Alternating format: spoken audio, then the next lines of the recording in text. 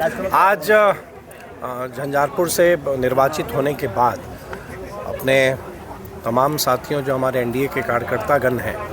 जिनकी इस पूरे चुनावी अभियान में एक बहुत बड़ी भूमिका उनकी रही है, उन सभी साथियों को आभार देने के लिए आज सभी लोग यहाँ एकत्रित हुए।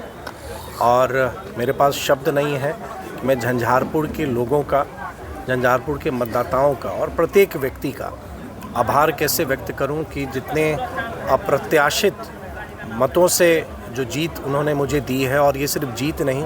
उनका एक आशीर्वाद के साथ साथ एक विश्वास है, एक भरोसा है जो उन्होंने मुझ पर व्यक्त किया है। और अब ये मेरी जवाबदेही बनती है कि उनके विश्वास पर मैं अपने आप को कैसे साबित कर सकता हूँ, उनकी कसौटी पर मैं कैसे खड़ा उतर सकता हूँ।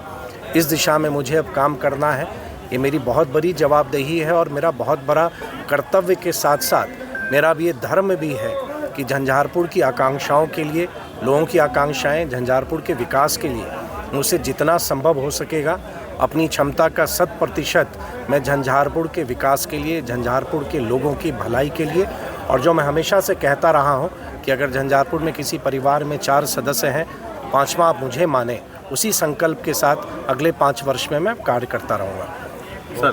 झंझारपुर की जो जनता है, जो बड़ी जीत दी है आपको, थोड़े मायूस हैं आपको मंत्रिमंडल में न पाकर, उनको क्या कहते हैं? नहीं, देखिए, मुझको लगता है कि झंझारपुर के लोगों ने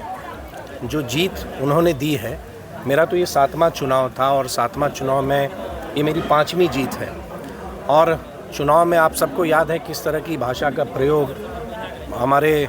लोगों ने, जो हमारे विपक्ष में थे या जो चुनाव लड़ रहे थे, किस तरह की भाषा का प्रयोग उन्होंने मेरे विरुद्ध भी किया था।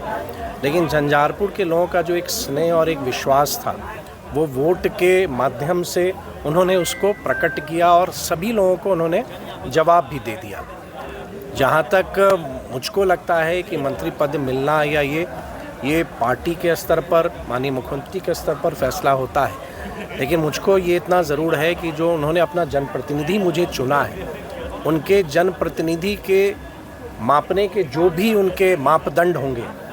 मेरा ये जिस दिन से मैं निर्वाचित हुआ उसी दिन से मैं अपने आप को कैसे साबित कर सकूं, उनके विश्वास को मैं कैसे पूरा कर सकूं,